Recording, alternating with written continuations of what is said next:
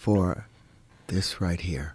What I've been able to do right here. Like I said, when Tesla said if mankind could understand the significance of 3, 6, and 9, they have keys to the universe. Will you play that video for me, Jamie? They want to call Terrence Howard a retired actor. That's what the headlines say. But what's unfolding isn't some Hollywood swan song or a soft fade into the Malibu sunset. We are watching a man hell-bent on rewriting his own legend in real time, one copper wire at a time, burning bridges as fast as he can solder them.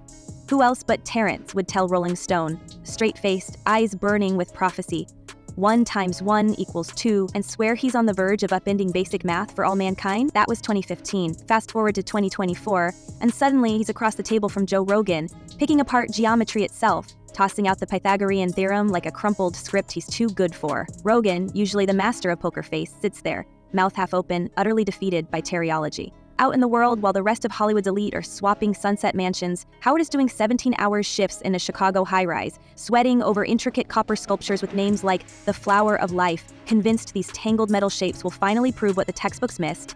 He's not just pushing a pet theory, he's building a new science from the ground up, and dragging anyone within his gravitational pull into the madness. For the second one, $12 million for the third. We signed it. They come back to me the week that my mother and they called my agent Charles King he was at William Morris at the time, and they said, yeah, we want Terrence, but we want to come back for $1 million instead of the $8 million that we had agreed to. And my agent had an emotional reaction to a business decision, and he said, F you, and hung up the phone. Well, immediately. This is not some vanity project or eccentric side hustle. We're talking about a man so obsessed he's now living in the maze he's created, surrounded by blueprints, wires, and the smell of burnt flux. The scientific establishment has taken notice, and not in the way he hoped. When Howard first made the rounds with his teriology, insisting gravity could be neutralized and that straight lines don't exist in the universe, Neil deGrasse Tyson, normally the definition of diplomatic, stepped up with a public smackdown. Tyson gave him a nod for curiosity, but didn't mince words. These are not just innocent mistakes, but dangerously inaccurate fancies that could steer gullible fans straight into the quicksand. That warning shot did nothing. In Howard's universe, every doubter is just another name on the list of folks too brainwashed to understand.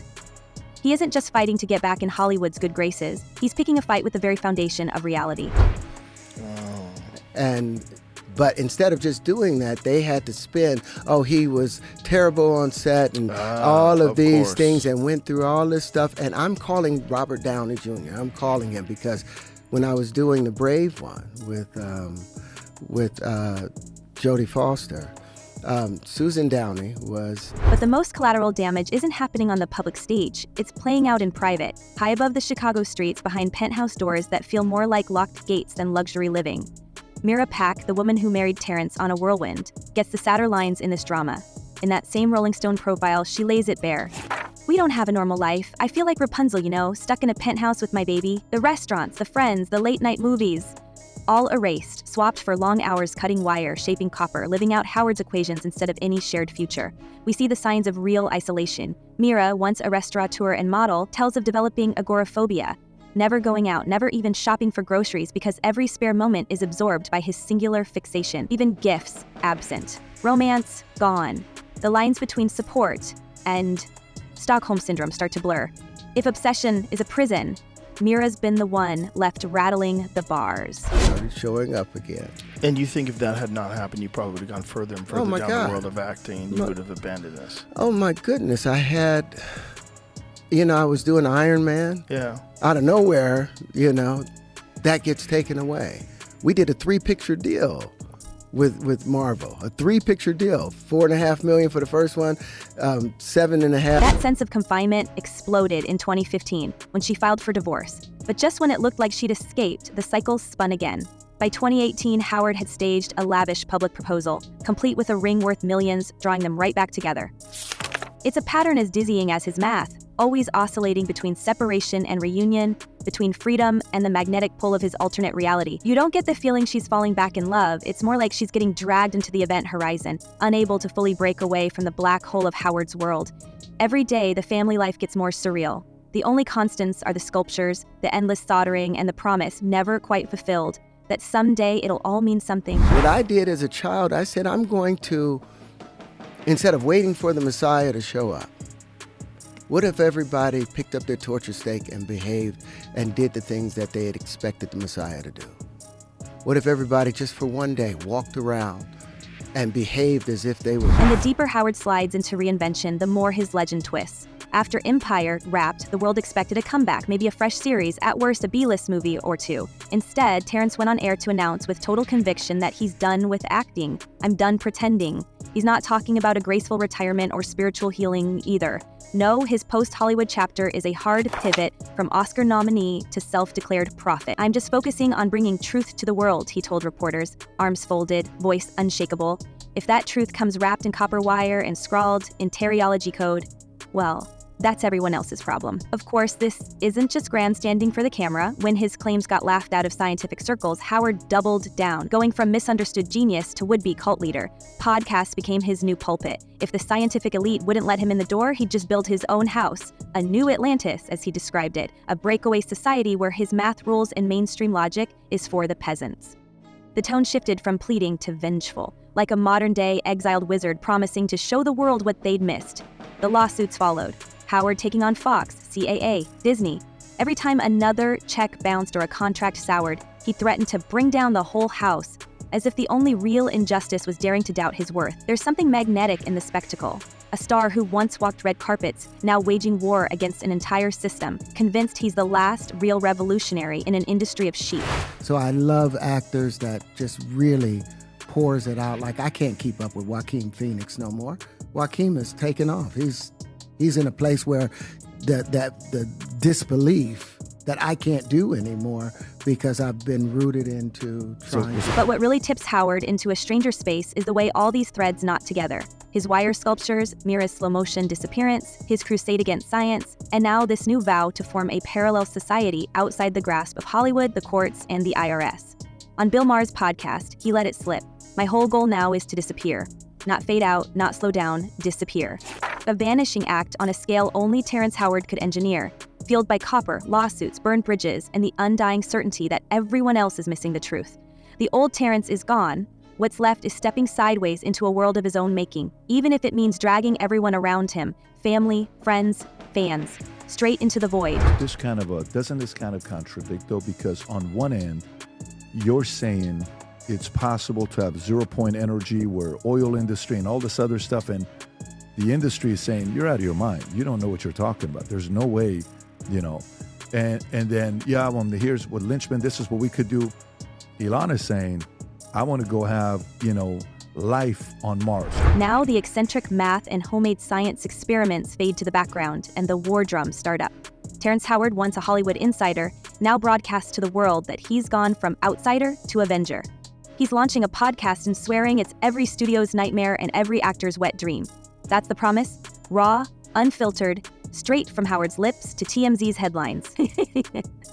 He says he's pulling back the curtain on the deals, the betrayals, and the power games that defined Hollywood behind closed doors. Disney, Fox, and CAA are squarely in his sights.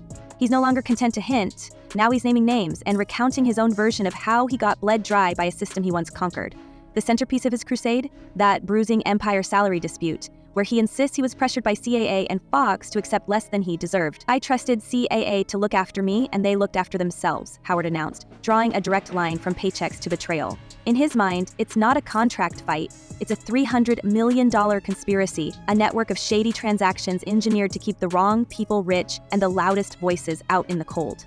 The lawsuits keep coming, one against Fox, one against CAA, each a fresh page in his David versus Goliath saga. But the tension sits at the edge. Is Howard exposing a rotten system, or is this just a well-dressed vendetta, revenge served copper-wired and cold? Right now we have over 90-something separate patents. We have 30 different trademarks and copyrights, but most of the stuff are hard patents. And the patents, are they all in the States? Or all in the States. Of course, the stories spinning out from Howard's orbit don't just stick to boardroom numbers or contract ink. When he sat down on the Patrick Bet David podcast, he lobbed a hand grenade into the world of Hollywood rumor. According to Howard, Diddy once invited him over for acting lessons, only to stare him down in eerie silence, turning what should have been a creative meeting into an episode of unscripted discomfort. The actor never called it anything criminal, but he painted the encounter as typical of what he claims is a man-card economy. a world where the price of success gets measured in loyalty, compliance, and sometimes, according to Howard, a willingness to look the other way. His retelling comes draped in speculation, light on details but heavy on the implication that Hollywood's underbelly is just as strange as the conspiracy theories scribbled in his notebooks. Every allegation blurs the line between truth and paranoia. In his telling, these are the moments that define who keeps climbing and who gets pushed to the fringe. We can't ignore how the industry has changed, but the question remains, is Howard the canary in the coal mine or the wild-eyed prophet warning about invisible dangers only he can see? Numbers, because the number 2, any prime number that you subtract from another prime number always is going to end up in a composite number. But except with the case of the number 2. That's the only prime number that you subtract from another prime number and you end up in a prime number. Why? Because the prime number 2 is a composite. There's another side to Howard's self-mythology that Hollywood can't ignore, the lengths to which he draws the line around masculinity and the price he's paid for refusing to step across it. Nowhere is that boundary clearer than in his notorious decision to walk away from the Marvin Gaye biopic, a role that could have been a career milestone. What stopped him wasn't money or script, but his refusal to perform any scenes that might blur his public image. The headlines lit up after his conversation with Bill Maher, where he insisted that if a script called for him to kiss another man, he would cut his lips off. For Howard, the compromise wasn't artistic, it was existential. He cast his body as the last line of defense against a system he claims wants not just his labor, but his dignity. That refusal didn't exist in a vacuum. It's part of a pattern, visible in his repeated talk about the man card economy, where every job is a test of boundaries and loyalty. To Howard, the line between personal and professional is razor thin. By publicly rejecting roles that might force him to portray intimacy with another man, he signals, sometimes with more bravado than tact, that the industry's demands will not reshape him. This rigidity has cost him both roles and relationships in a town that rewards flexibility and punishes outliers. While some might see it as principled, others see it as pure self-sabotage. What's inescapable is the psychological undercurrent. For Howard, masculinity is non-negotiable, and every test of it becomes another battle in the war he's declared on Hollywood's culture of compromise. You guys have asked me to come a few times, but I wanted to come when I had something special to talk about. Yeah, and I'm excited about it, and we're doing it the right way today. The reason for it is because when you and I were speaking, we're going back and forth. And Pat, can you read this? Can you read that? Can you read this? And I'm reading it. It's as if I'm reading a different language, right? Because this. For critics, Howard's stance is more than controversial. It's damaging, a rejection not just of roles, but of progress. By making his refusal so public, he invites scrutiny and backlash in an industry that has grown wary of anyone echoing old taboos.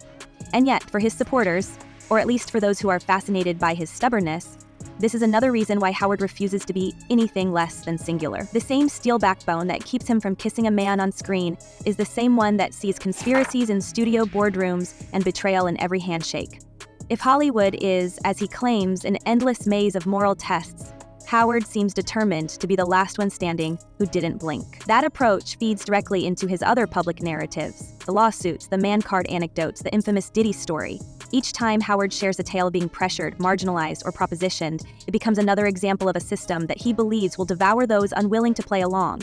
He positions himself as the rare man who would rather vanish from the screen entirely than allow his image, his persona, or his sense of self to be diluted. That rigidity doesn't just define the roles he takes, but the roles he rejects, and the stories he chooses to tell. It's an armor that's both his weapon and his weakness. So after I'm done here today, I'm going to put online the equations necessary to have unlimited energy just to say you to the world. Ultimately, this stubborn adherence to a personal code is what most sharply separates Howard from his peers. In a city that celebrates chameleons, he's become a self-made statue, immovable, unyielding, and increasingly isolated. It's easy to see how this blend of defiance and controversy has both built his legend and boxed him in. The same energy that once made him magnetic now casts him as a cautionary tale, a man so determined not to lose himself that he's willing to lose the world instead. As the scandal machine churns on, it's this psychological sidebar, equal parts tragedy and spectacle, that ensures the Howard myth will not fade quietly no matter how many bridges he burns. As the dominoes keep falling, Howard's worldview widens to include anyone who's ever doubted him or questioned his path. The refrain grows louder. You don't mess with the mouse. To him, suing Fox and CAA wasn't just business. It was an act of rebellion that sent him into Hollywood exile. No studio movies, no big television stuff. Everything is on the outskirts. Why? Because you don't mess with the mouse. Mess with the mouse, he told Bill Maher, The result, in his words, is a blacklisting. Suddenly, the star of Empire, the Oscar-nominated talent who once seemed untouchable, finds himself relegated to the chitlin, Burkett, hustling for scraps while the old gatekeepers slam every door in his face. And as Howard narrates his own martyrdom, the lines between grievance and reality grow so tangled you have to squint to separate one from the other. It's impossible to ignore the irony. The same man who lectures Joe Rogan about rewriting math, whose theories were dismantled by Neil deGrasse Tyson in public view, is now waging courtroom and podcast warfare against billion-dollar studios, swearing it's not about money but about truth. At what point does the self-styled whistleblower become the industry's favorite scapegoat? Howard himself admits he's become radioactive. He says that after taking on the powers behind Empire, everyone in showbiz is terrified of the executives, but not him. He has nothing to lose. When he threatens to bring down the whole house, you can almost picture him, soldering, gun in hand, standing in the ruins of a world he helped create and then chose to dismantle brick by brick. The details of his grievances pile up. Claims of stolen money, accusations of betrayal, warnings that the industry's most powerful are afraid of the truth. It's all fueled by a cocktail of anger, exhaustion, and maybe, just maybe, a hint of righteous indignation. He floats between grand pronouncements on red carpets, all motion is expressed in waves, all waves are curves, and courtroom drama, where every new filing is both a cry for justice and another nail in the coffin of his old career. The same isolation that traps his family now cloaks him in defiance. Is he the only one brave enough to risk it all, or just the last man yelling after everyone else has gone home? Euclid or any of them had discovered one of the wave conjugations, they would have been happy. I was given not just the one, I was given the entire electric field and magnetic field and the constitution between them. So I was given so much more. And my wife, when she first saw the mirror all shaped, if you open it up. What's undeniable is the spectacle. Hollywood loves a good redemption arc, but it loves a train wreck even more. Terrence Howard has positioned himself as both the hero, who knows where the bodies are buried, and the casualty, who might never dig himself out. His podcast promises to lift the veil, but so far, it's the rumors, the late-night phone calls, the lawsuits, and the public feuds that keep us glued to the screen. The copper sculptures keep growing, the penthouse stays locked, and the threat lingers. There's more to expose, more secrets to spill, and nobody left who can stop him. At every turn, the question echoes, does he really know something the rest of us don't? Or has he finally gone so far off the rails that no one is following anymore? And so, we're left with this portrait of Terrence Howard, a man alone in a tower of copper, soldering his way through a Hollywood that refuses to welcome him back, plotting lawsuits and promising confessions, all while the world debates whether to fear his next move or just enjoy the spectacle. Is he the last honest man in an industry built on make-believe, or the most convincing illusionist of all? Before you scroll away, we have to ask, are we about to see the biggest Hollywood reckoning in years, or just another genius lost to his own fantasy? Let us know your take in the comments below, and as always, stay tuned for more stories they wish you'd never hear. This is the Gossip Desk signing off until the next secret slips out.